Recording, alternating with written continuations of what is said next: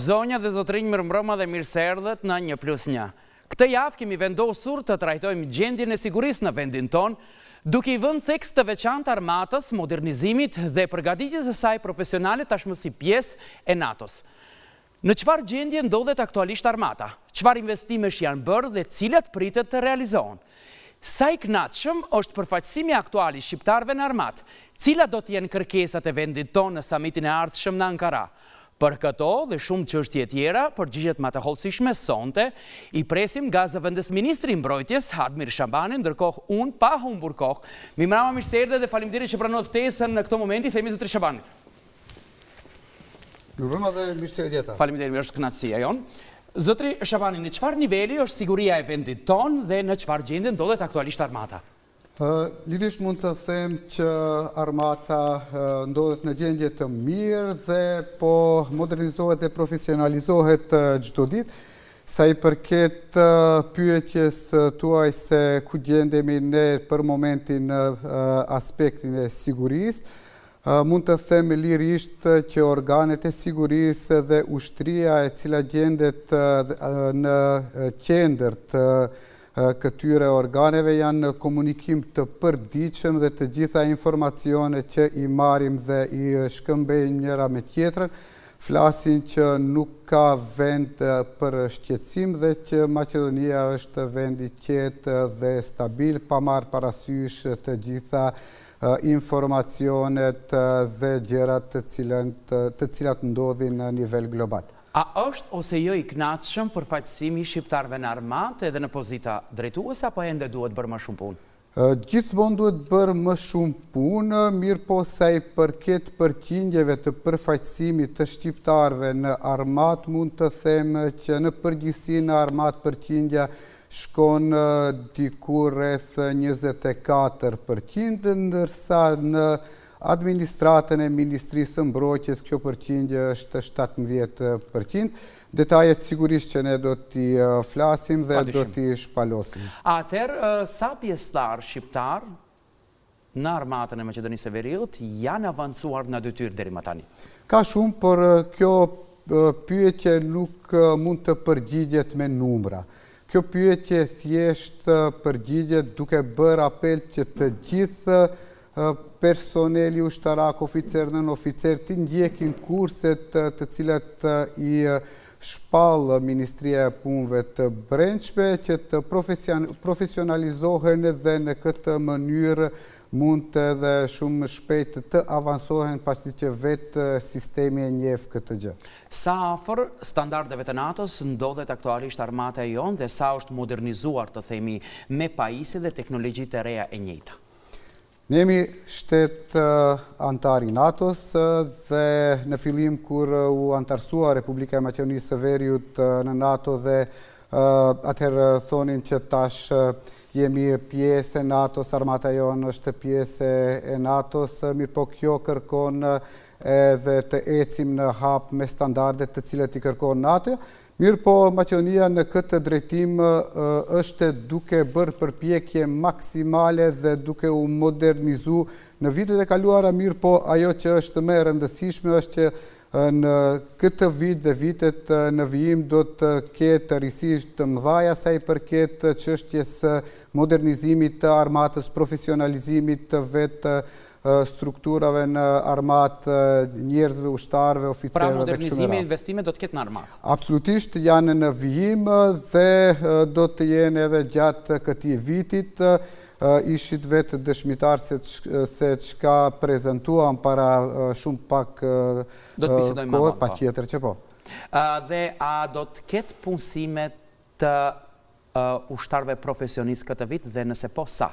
Sa punësime? Pikrisht dje u shpallë konkursi për 300 ushtarë të rinj dhe në këtë moment po u apeloj të gjithë të rinjve të cilët dëshirojnë të jenë pjesë e armatës që ta shfrytëzojnë këtë mundësi. Kuptohet armata është një strukturë komplekse, mirë po strukturë e cila jep shumë mundësi në zhvillimin profesional, prapë se prapë potenciojnë edhe njëherë ne jemi pjesë e NATO-s dhe do të jetë privilegj për njerëzit për të rritë që të jenë pjesë e ushtrisë, ofrojmë me të vërtet kushtet jashtëzakonshme në këtë drejtim. Zotëri Shabani, si qëndrojmë me zbatimin e dëgjësisë dhe a pritet, a do të ketë uniforma dëgjësore në armatë apo jo? Në këtë pjesë duhet të ndajmë dy gjëra, Ministrinë e Mbrojtjes dhe pjesën e ushtrisë. Se përket Ministrisë së Mbrojtjes, çdo komunikim i cili bëhet edhe në gjuhën shqipe edhe në gjuhën angleze, kuptohet prap.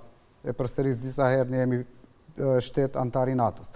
Sa i përket ushtrisë, këtë çështje e rregullon ligji për shërbim në armatë, ku në nenin 8 të këtij ligji në formë decide shkruhet që gjuhë zyrtare në armatë është gjuha maqedonse.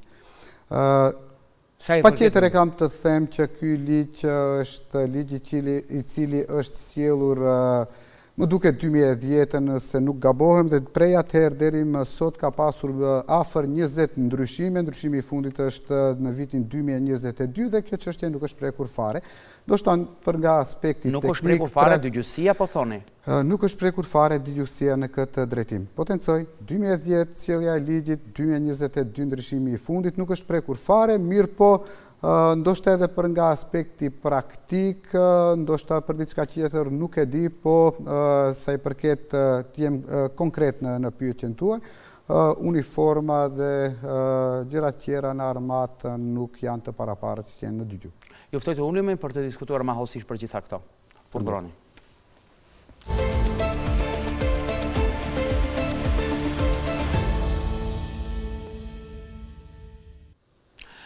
Të nderuar shikues, jemi në pjesën e dytë të intervistës 1+1. I ftuari jonë është Zëvendësministri i Mbrojtjes Admir Shabani. Ndërkohë, zotëri Shabani, jeni imëruar në pozitën e Zëvendësministrit të Mbrojtjes para një muaji. Si funksionon sipas jush mbrojtja? Çfarë keni vërejtur deri më tani dhe si është gjendja me armatën e vendin tonë grumbulluar kështu? Atëherë, fiks një muaj që jam në pozitën e Zëvendësministrit dhe ajo të cilën mund të them tani është që bisedohet për një sistem të madh, për një sistem kompleks, mirë po ajo që më gëzon më tepër është që në këtë sistem punojnë njerëz profesionist të cilët kujdesen për sigurinë e vendit. Keni parasysh që një vend i sigurt nënkupton edhe vend i cili jep prosperitet ekonomik. Patjetër që pa siguri nuk ka as zhvillim ekonomik, ka as zhvillim shoqëror. Jam në komunikim të përditshëm me strukturat udhëheqëse në këtë ministri, konkretisht edhe me ministrin Misajlovski, me të cilin realisht ndajmë të njëjtin vizion sa i përket çështjes së sigurisë dhe çështjes së Ministrisë së Mbrojtjes dhe Armatës në përgjithësi. Kur e them këtë, e them në bazë të bisedimeve të cilat i kemi pasur sa i përket shtyllave kryesore ku duhet të mbështetet Ministria dhe Armata, dhe në këtë kontekst pajtohemi 100% në aspektin e asaj që kemi definuar 3 shtylla në këtë drejtim dhe ato janë modernizimi faktikisht i armatës, buxhetimi i qëndrueshëm për mbrojtje dhe profesionalizimi i kuadrove sa i përket Ministrisë së Mbrojtjes. Kjo është gjithçka sipas konform standardeve të NATO-s. Absolutisht. Meqense Maqedonia është 6 vite antare e NATO-s, shumë shkurtimisht, cilat janë përfitimet dhe obligimet nga antarësimi në këtë aleancë? Së pari, përfitimi më i madh është siguria. Dhe nuk besoj që do duhet të flasim më tepër për këtë çështje kur përmendet çështja e sigurisë. Është element kyç dhe atë që potencova, edhe një herë po e theksoj. Një shtet i sigurt paraqet edhe shtetin me mundësi dhe prosperitet ekonomik dhe shoqëri të sigurt. Po të kthehemi atë që desha ta elaboroj sa i përket Ministrisë së Mbrojtjes. Ajo që mburemi më tepër dhe që shkon në konform standardeve të NATO-s është buxhetimi i qëndrueshëm. Keni parasysh që buxheti për mbrojtje është fundi më pak se 2%. dy presje 18%, mirë po është në kuadër të standardeve të NATO-s. Përkthyer kjo në numra, sa i përket bruto prodhimit vendor, bisedohet për 358 milion euro buxhet për mbrojtjen. E tash, sipas standardeve të NATO-s, sa i përket modernizimit të mbrojtjes, ky standard thotë që këto shtete nga ky buxhet duhet të ndajnë 20% për modernizim mbrojtjes. Më lejoni në lidhje me këtë, në samitin e fundit të NATO-s, aleatët u zotuan që të ketë një buxhet ushtarak prej 5% të BPV-s. Tani, kur Maqedonia mund të arrijë këtë prak? Aleatët e NATO-s kanë sjellë vendim të përbashkët ku vendimarrës ka qenë edhe Republika e Maqedonisë së Veriut. Kështu funksionon ky sistem dhe në bazë të këtij vendimi këto shtete duhet të bëjnë këtë ndarje të buxhetit apropo bruto prodhimit vendor. Dhe Maqedonia duke i krahasuar numrat është në rrugë të drejtë. Këtë normë duhet ta mbërrijmë deri në vitin 2035. E tash, nëse tani është dy presje 18% dhe duke u falenderuar normal qeverisë që kupton këtë shumë mirë pjesën e sigurisë, këto tendenca janë që gjithmonë të rriten. Kthejmë asaj që thash për çështjen e modernizimit. Sigurisht do të bisedojmë, mirë po sa të japim deri ku kemi arritur me modernizimin e ushtrisë me pajisje dhe teknologjitë e reja sipas standardeve të NATO-s, më konkretisht zotëri Shabani na tregoni se si është gjendja. Është relativisht mirë dhe përmirësohet çdo ditë më tepër, modernizohemi çdo ditë më tepër. Kemi ndarë buxhet prej 32 presje 5% të mjeteve të cilët i potensova, të asaj 358 milion euro, që i bie diku 116 milion euro janë të dedikuara për modernizim të ushtrisë sa i përket kësaj pjese dhe ky trend do të vazhdojë. Ndërsa sa i përket çështjes së ndarjes së buxhetit prej bruto prodhimit vendor prej 5% që është zotimi aleatëve si vendimi përbashkët, është një formë rritjes së buxhetit ku thotë 3,5% të buxhetit nga bruto prodhimi vendor duhet të ndahet për çështje të mbrojtjes dhe 1,5% të ndahet për çështje të projekteve të sigurisë dhe të mbrojtjes. Tani kur jemi duke biseduar për projektet e modernizimit, deri më tani, më përmisoni, nëse jam gabim, kanë mbërritur 17 nga gjithsej 42 automjete të lehta të blenduara të këmbësorisë, nëse mirë e them Stryker, të blera nga SBA, me marrëveshje qeveri me SBA-t, dhe më herët, nëse nuk jam gabim, ushtria mori edhe 96 automjete të lehta të transportuese GLTV, gjithashtu të blera nga SBA. Pyetja e radhës është, a planifikohet do një furnizim i ri nga SBA për armatën apo jo? Sigurisht që planifikohen, ne kemi kontrata aktive me atë që përmendet ju qeveri me qeverit për të lehtësuar këtë proces. Parashikohen edhe thjesht furnizim edhe me mjetet tjera, të cilët do të realizohen në afatin e paraparë në kohë, kuptohet, të dy palët do t'i respektojnë këto pjesë të kontratës, këto marrëveshje. Mire thatë kanë arritur 17 nga 42 automjetet Stryker, ndërsa GLTV 96 kanë arritur të gjithë këtu. Kur do të arrin edhe helikopteret Agusta për ushtrinë? Agusta quhesh? Agusta është projekt të cilin jemi duke realizuar. Pritet që gjatë këtij viti të mbërrin 2 prej gjithsej të 8 helikopterëve. Kompani italiane i sjell? Kompani italiane i sjell këtu, ndërsa pjesa tjetër e helikopterëve do të sillen, do të vinë në Maqedoni në afatin e paraparë kontrata brenda normal kushteve dhe termeve të definuara prej më herët, të jap edhe një sqarim të kjo pjesë, nuk është që vinë vetëm helikopterat, po tani për tani në...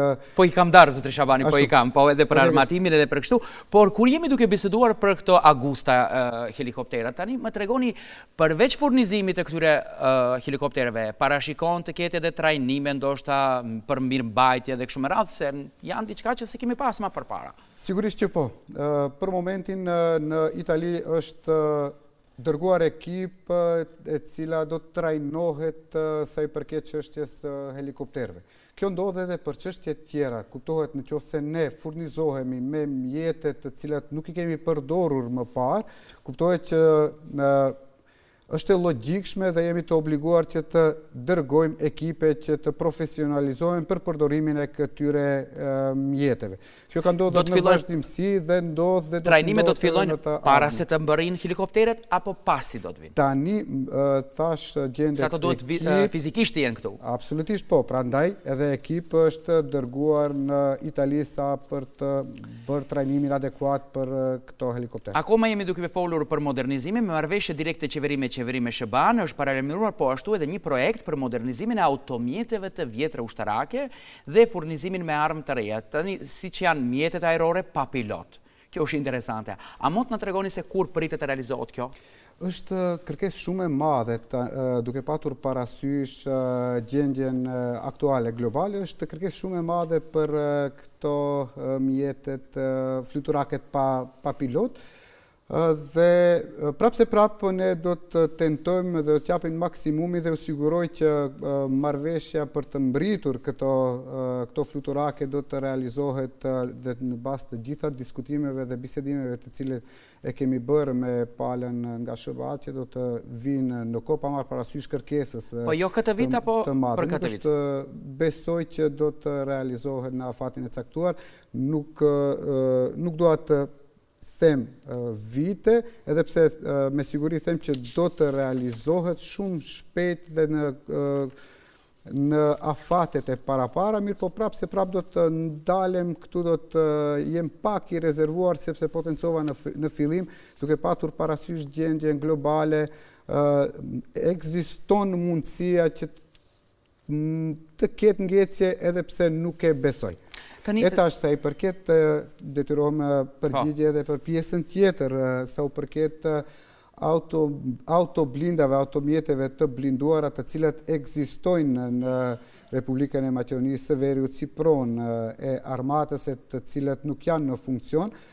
Jemi duke bërë përpjekje, kuptohet në bazë të një projekti të caktuar me thirrjen emrin Kalista që ti shtyjmë në funksion të gjithë këto automjete, kuptohet këtë e bëjmë me qëllim që çdo mjet i cili është i shfrytzueshëm të vihet në funksion.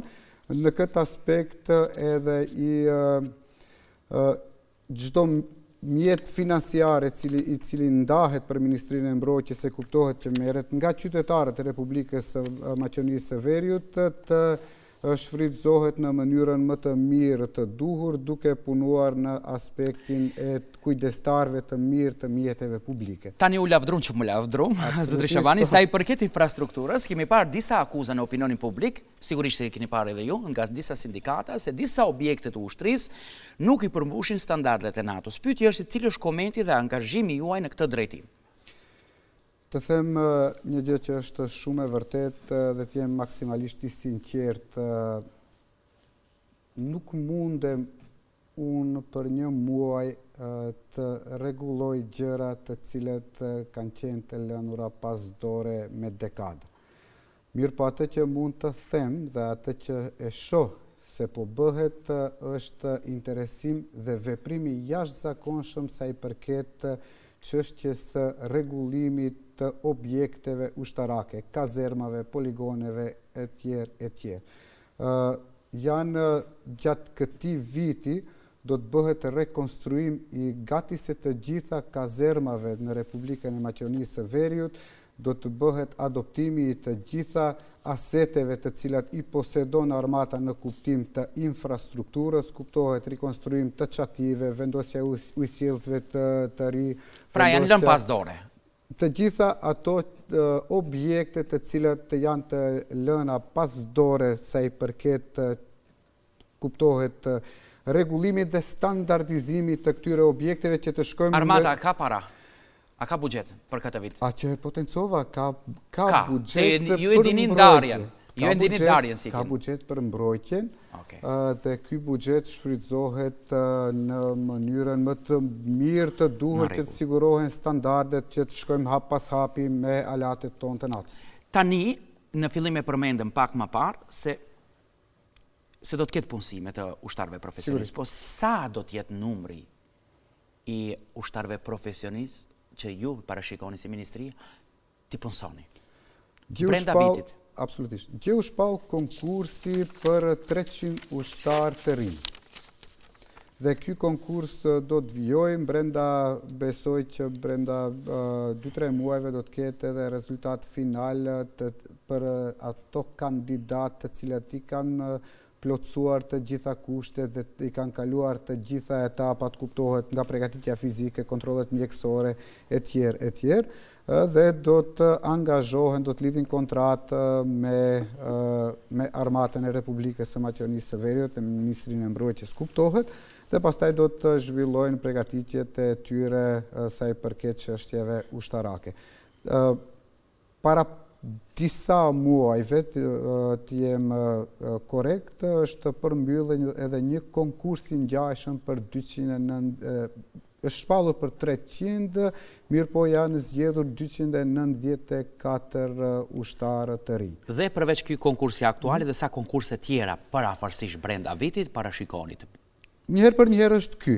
Ne parashikojmë konkurse tjera të cilet nuk kanë të bëjnë me armatën, kanë të bëjnë për pjesën civile në armatë, kanë të bëjnë për administratën në Ministrinë e Punëve të Ministrinë e Mbrojtjes, më falni, dhe këto konkurse kuptohet do të jenë konkurse publike, transparent, ne do t'i kumtojmë sepse është në interesin tonë të kemi sa më tepër kandidat që të mund të bëjmë për zgjedhjen e duhur për këto vende të lira pune.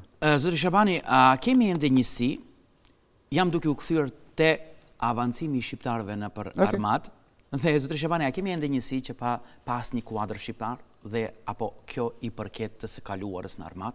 Pyetja është se në cilat nivele të hierarkisë deri më tani janë emëruar, janë vendosur në aspekt meritokracisë të themi profesionistët shqiptarë?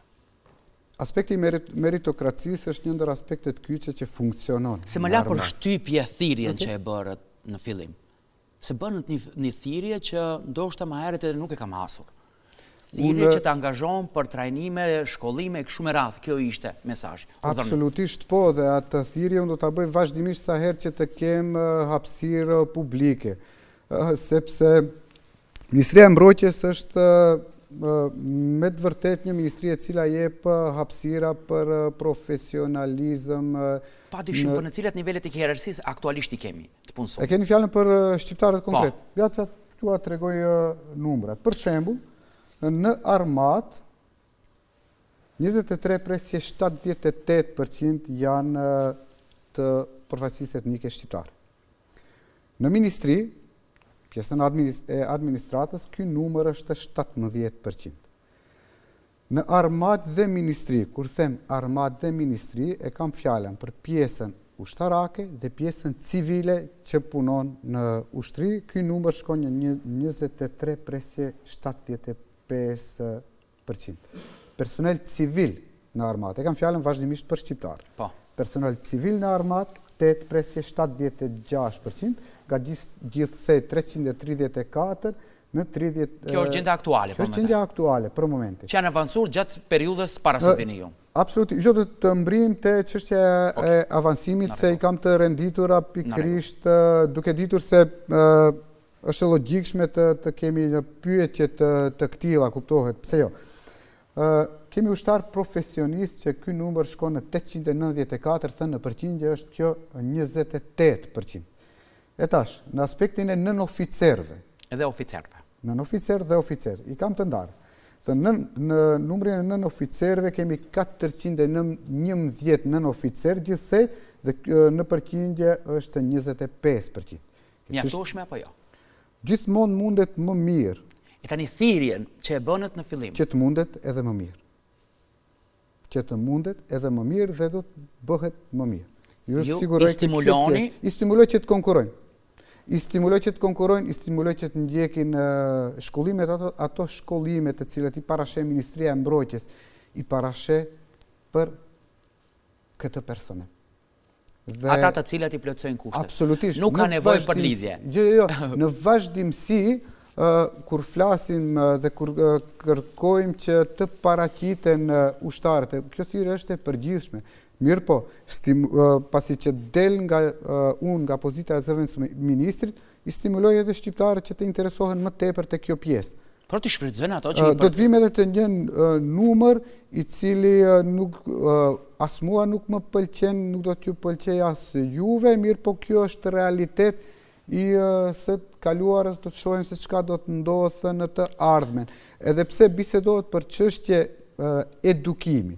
Vazhdojmë, të pjesa e oficerëve, ky numër thash është 16%. Ajo që është më brengosëse është Akademia Ushtarake. Jo për arsyet mia dhe për arsye tjetër, po për arsye të mos konkurimit dhe mos plotësimit të kushteve në momentin e konkurimit. Më thënë, nga 111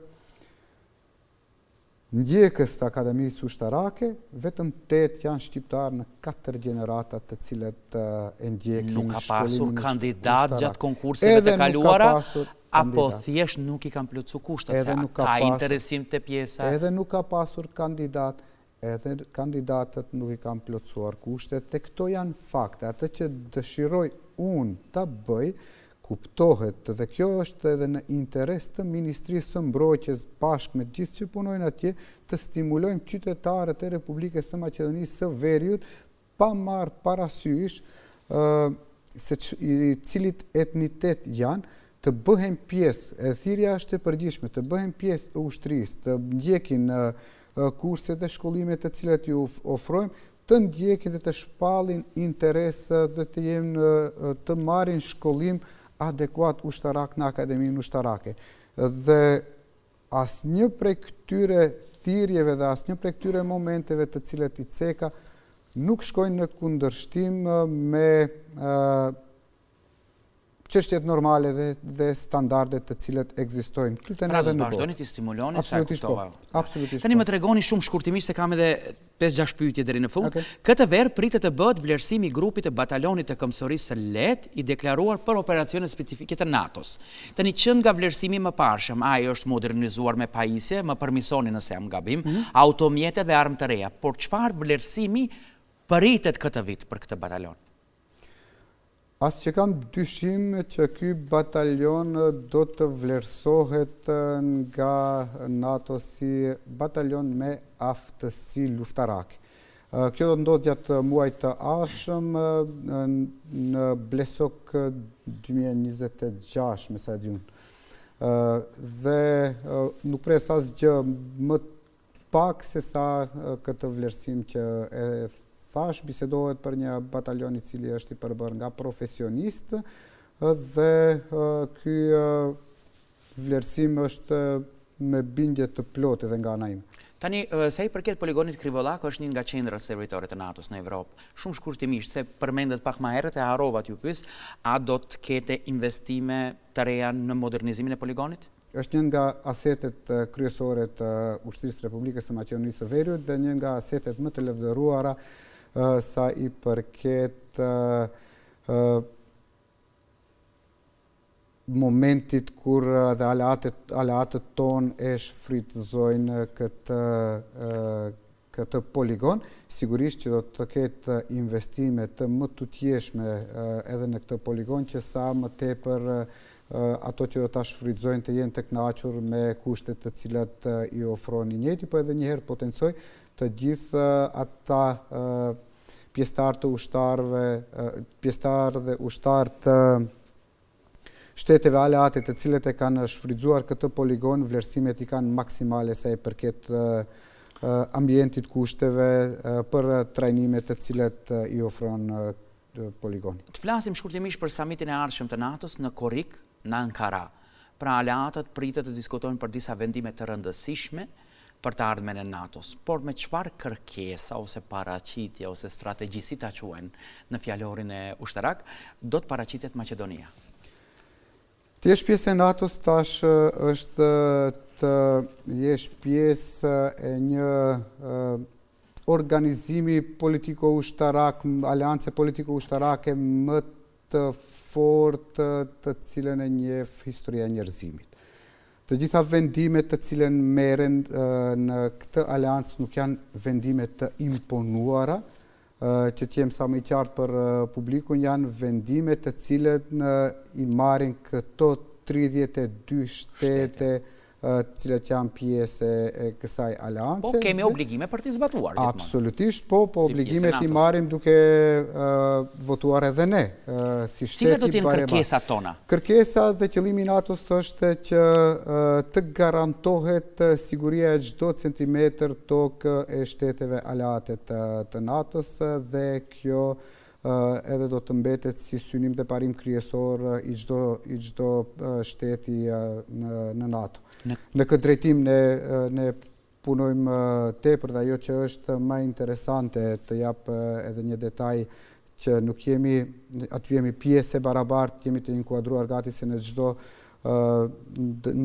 çdo mision, për shembull në misionin e KFOR-it, në misionin e operacionit bashkimit evropian EUFOR Althea, jemi në misionin e kombeve të bashkuara UNIFIL në Liban. Mirë, ajo që është më e rëndësishme në këtë pjesë, jemi pjesë e të ashtu quajturës Forward Land Forces të NATO-s, që paraqet pjesëmarrjen dhe forcimin e krahut lindor të aleancës. E në këtë situatë, në këtë kontest, kur situata gjeopolitike vërtet po përballet me një pasiguri globale, ku dërgon shteti ynë përfaqësuesit e tij për qëllim forcimin e sigurisë? Sa njerëz i kemi jashtë?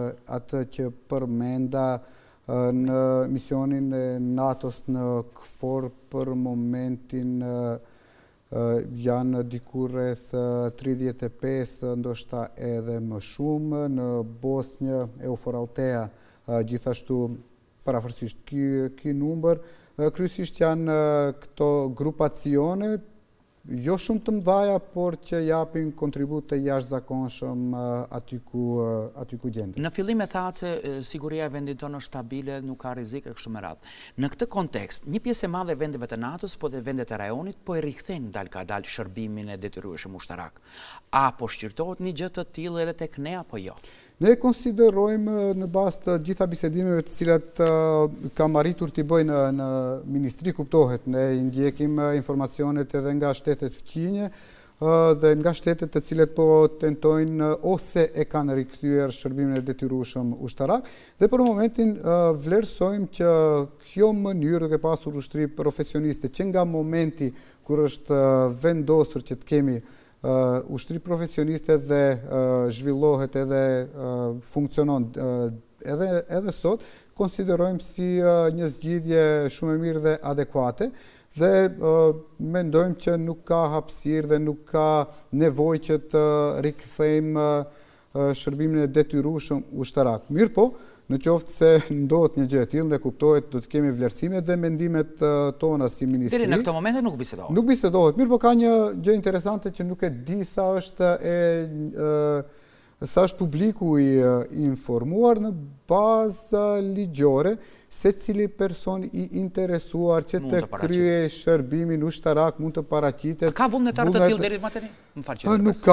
Nuk kam kësi të dhënë fatkeqësisht, po e di që ekziston mundësia. Absolutisht. Dhe ato mund të lirisht paraqiten në njësitë rajonale të Ministrisë së Mbrojtjes dhe të kërkojnë që të shërbejnë shërbimin ushtarak në mënyrë vullnetare në afat prej 3 muajsh. Tani e grumbulluar si përfundim, cilat janë top prioritetet, nëse ju pyes, cilat janë top prioritetet e zëvendës ministrit të mbrojtjes Admir Shabani deri në fund të mandatit, vitit, apo si doni ju afatet, cilat do të ishim shumë shkurtimisht përveç siguria e shtetit? Cilat janë top prioritetet e tuaja? Top prioritet, sigurimi i shtetit. Top prioritetet tjera, edhe njëherë potencoj se nuk do të kishte logjik ndryshe të flasim për sigurim të shtetit, në qoftë se nuk e kemi prioritet krijimin e një buxhetit sa më të mirë dhe më të qëndrueshëm për Ministrinë e Mbrojtjes, edhe njëherë potencoj që do t'i përmbushim kërkesat dhe obligimet të cilet bashkarisht me aleatët e NATO-s i kemi marrë, që ky buxhet të rritet deri në vitin 2035 në kushtimisht në 5%, i tregova ndarjet pak më parë. Prioriteti i dytë është modernizim i vazhdueshëm i armatës. Patjetër dhe prioriteti i tretë dhe i logjikshëm në këtë pjesë, përsëri po e them, profesionalizimi i çdo pjesëtari në armatë dhe në Ministrinë e Mbrojtjes. Zotri Shabani, unë kaq pyetje pata për këtë intervistë. Nëse keni diçka për të shtuar që mendoni ndoshta nuk ju kam pyetur, udhroni, minutat në vazhdim janë për ju, po vetë ju më vjen një pyetje, Shabani në KSZ është më mirë apo Shabani në mbrojtje? Shabani në KSZ është e keni vlerësuar ju vetë dhe me keni ndihmuar që të rritem në atë pjesën e zëdhënësit të KSZ-s, për çka jam të jetë falemnderues për çdo pjesëtar të mediave me të cilët kam bashkëpunuar, dhe Shabani në Ministrinë e Mbrojtjes është po i njëjti ai që ka bashkëpunuar me mediat në KSZ, edhe më tepër do të bashkëpunoj me mediat në cilësinë e zëvendës ministrit të Mbrojtjes. Të dyja këto pozicioni i kanë vështirësitë dhe kënaqësitë e veta. Ajo që do të isha unë i kënaqur në fund do të ishte rezultatet të cilat bashkarisht të gjithë ne do t'i arrijmë. Atë që dua të shtoj në fund, dua të bëj një falënderim shumë të madh për ju, zotri Qamilit, të cilët vazhdimisht keni shprehur interes për temat aktuale të cilat ndodhin dhe përgëzime për këtë emision. Unë me të vërtet ndjeva kënaqësi që të jem pjesë. E kemi për detyrë edhe një. Si gjithmonë, me të vërtet ishte një timing shumë interesant dhe shumë i bukur. Faleminderit zotri Shabani për këto fjalë të bukura. Derën e keni gjithmonë të hapur, normalisht në bazë të aktualitetit. Ky është emisioni Aktualiteti, kështu që temat dhe të ftuarit i dikton aktualiteti. Faleminderit që morët ftesë në intervista 1+1. Faleminderit edhe juve për ftesë. Faleminderit. Të nderuar shikues, kjo ishte gjithçka që përgatita sonte për juve. Faleminderit që na ndoqët. Bashkë miru pafshim javën e ardhshme, ndërsa ju vazhdoni të qëndroni me programin e servisit publik.